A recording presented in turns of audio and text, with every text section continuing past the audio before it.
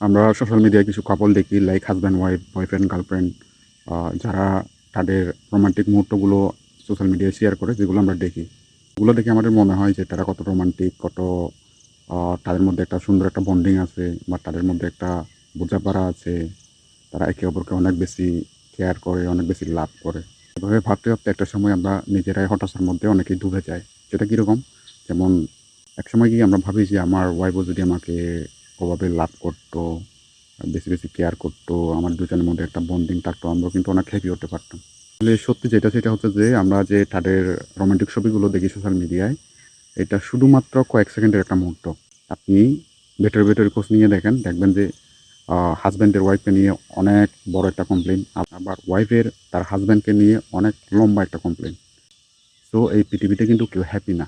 এই পৃথিবী কিন্তু সবার জন্য একদম সমপরিমাণ বাস রেডি করে রাখছে। ধনী বলেন, গরিব বলেন, মধ্যবিত্ত বলেন, নিম্ন মধ্যবিত্ত বলেন, সবার জন্য সমপরিমাণ বাস কিন্তু রেডি করা আছে। তবে হ্যাঁ, আপনি যদি আপনার যা কিছু আছে তাই নিয়ে যদি আপনি সন্তুষ্ট থাকতে পারেন, তাহলে আপনি হ্যাপি। লাইক আমার একটা টিনের চালের ঘর আছে, আমার একটা উঠান আছে, আমার কিছু ফ্রেন্ড আছে, আমার ফ্যামিলি মেম্বার আছে। সিম্পলভাবে বেঁচে থাকার জন্য যতটুকু অর্থকড়ি দরকার, জায়গা জমি দরকার, আমার সেটা আছে। আর সবচাইতে বড় কথা হচ্ছে আমি শারীরিকভাবে এখনও সুস্থ আছি। That's enough. এটাই হচ্ছে হ্যাপিনেস।